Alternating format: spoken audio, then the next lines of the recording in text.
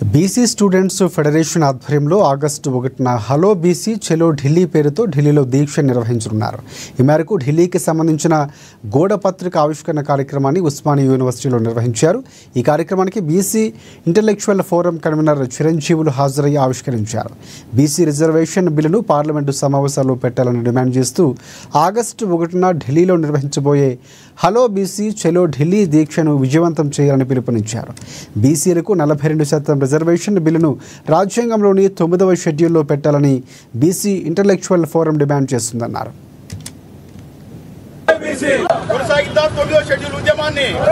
2025న hello BC చలో ఢిల్లీ అనేటువంటి కార్యక్రమాన్ని ఉస్మానియా యూనివర్సిటీ బీసీ విద్యార్థులు నిర్వహిస్తున్నారు.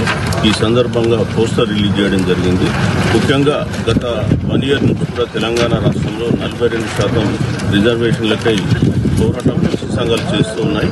మరి ఈ సందర్భంగా రాష్ట్ర ప్రభుత్వం బీసీ సంఘాల డిమాండ్లకు ఒప్పుకొని 42% బిల్లును ఇక్కడ శాసనసభలో ప్రవేశపెట్టి గవర్నర్ ఆమోదంతో కేంద్రానికి పంపడం జరిగింది.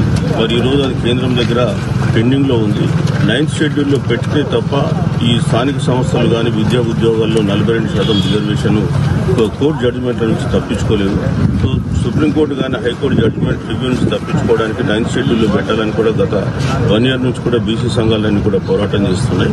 సో ముఖ్యంగా బీసీ ఇంటెలెక్చువల్ ఫోరం మొదటి నుంచి కూడా ఈ 42% రిజర్వేషన్ 9th షెడ్యూల్లో ఉండాలని చెప్పి కోరుతుంది. పూర్తి రాజ్యాంగ రచనలోనే రిప్రజెంటేటివ్ డెమోక్రసీ అని చెప్పుకున్నాం మనం దేశాన్ని.